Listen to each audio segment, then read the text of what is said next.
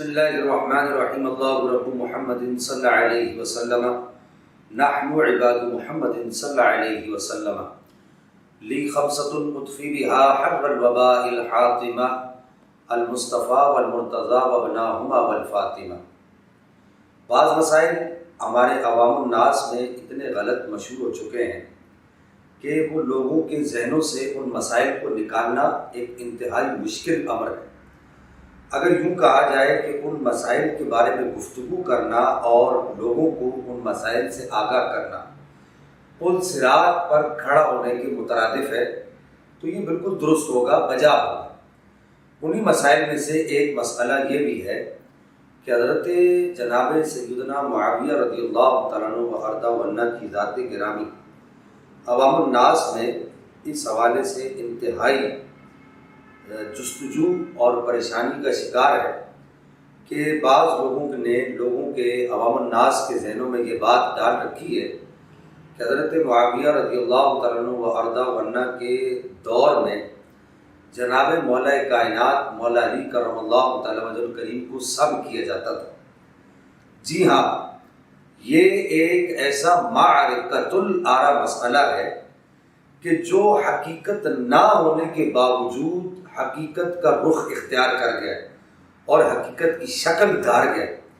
کہ اگر آپ نام نہاد جو بالخصوص وہ لوگ جو اہل علم ہونے کے دعوے دار ہیں ان نام نہاد لوگوں سے اگر آپ اس مسئلے پر گفتگو کرتے ہیں تو ڈسکس کرتے ہیں تو وہ آپ کو یہ کہتے ہیں کہ ہاں واقعتاً ایسا ہوتا رہا ہے۔ تو یہاں پر یہ میں بات عرض کر دوں کہ جناب معاویہ رضی اللہ تعالیٰ عنہ وارضہ عنہ کے دور مبارک میں جناب مولا کائنات مولا علی کرم اللہ تعالیٰ وجہ الکریم کو سب نہیں کیا جاتا تھا، یعنی مولا علی کرم اللہ تعالیٰ وجہ الکریم امیر المؤمنین خیبر شکن رضی اللہ تعالیٰ عنہ وارضہ عنہ کو جناب معاویہ کے دور میں گالیاں نہیں دی جاتی تھی۔ یہ سب جھوٹے راویوں کی کار فرمائی ہے اور رافضی راویوں کی کار فرمائی ہے۔ سب سے پہلا آدمی جس نے یہ بات روایت کی کہ جناب معاویہ رضی اللہ تعالیٰ عنہ وارضہ عنہ کے دور میں مولا کائنات مولا علی کرم اللہ تعالیٰ وجہ الکریم کے ہوتے ہوئے مولا علی کرم اللہ تعالیٰ وجہ الکریم کو منبروں سے گالیاں دی جاتی تھی اور انہیں برا بھلا کہا جاتا تھا، وہ سب سے پہلا آدمی تاریخ میں جو پہلا راوی ہے اس کا نام لوط بن یحییٰ ابو مخنف ہے۔ اس کو لازمی یاد رکھیے گا۔ کوئی بھی کتاب آپ تاریخ کی دیکھیں گے اس کتاب میں ان روایتوں کا راوی، یہ روایتیں جن روایتوں میں جناب مولا کائنات مولا علی کرم اللہ تعالیٰ وجہ الکریم پر گالیاں دینے کے الزام کو مینشن کیا گیا ہے، ان روایتوں کا جو سب سے پہلا راوی ہے وہ لوط بن یحییٰ ابو مخنف ہے۔ اس نے یہ روایتیں اس طرح کی روایت کی ہیں۔ ان میں سے دوسرا آدمی ہشام بن محمد الکلبی اور تیسرا آدمی سدی ہے۔ اب بالترتیب ان تینوں آدمیوں کی محدثین کے ہاں جو حیثیت ہے، جو جرح کی یا توثیق کی جو حیثیت ہے، اس کو یہاں پر تحقیق کے آئینے میں دیکھیں گے کہ یہ بات یاد رکھیے کہ یہ جو روایتیں ہیں ابو مخنف کی یعنی لوط بن یحییٰ ابو مخنف کی، وہ 4 کتابوں میں 4 مشہور کتابیں، اس کے علاوہ بھی دیگر کتب میں ہیں لیکن ان 4 مشہور کتابوں میں یہ روایتیں نقل ہیں۔ پہلی کتاب طبقات ابن سعد ہے، دوسری کتاب تاریخ طبری ہے اور تیسری کتاب البدایہ والنہایہ ہے، اور اسی طریقے سے چوتھی کتاب وہ بھی تاریخ کی مشہور کتاب ہے تاریخ ابن خلدون۔ ان 4 کتابوں کے اندر یہ روایتیں لوط بن یحییٰ ابو مخنف سے مروی۔ اب آئیے اس طرف کہ اس راوی کی حیثیت کیا ہے۔ یہ راوی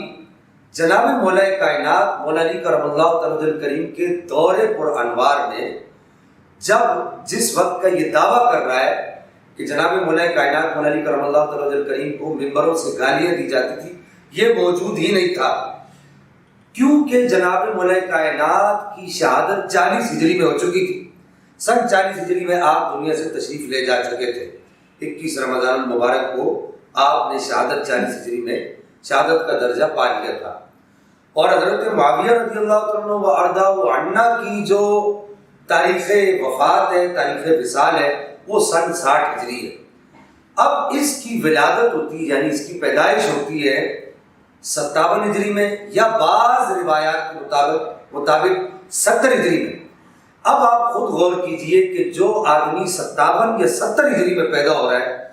وہ پہلا آدمی ہونے کا دعویٰ کیسے کر سکتا ہے کہ میں وہ پہلا آدمی ہوں جس نے خود سنا کہ مولا علی کی حیاتی میں آپ کو ممبروں سے حضرت معاویہ کے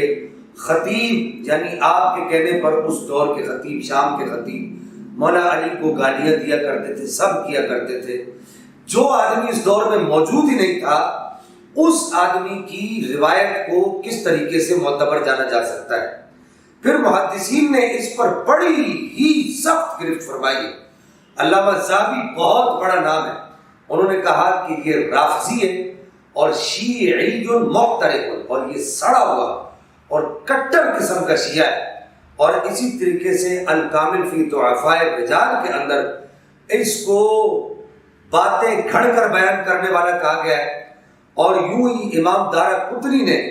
اس کو قصے کہانیاں گھڑنے والا اور متروک راوی شمار کیا ہے۔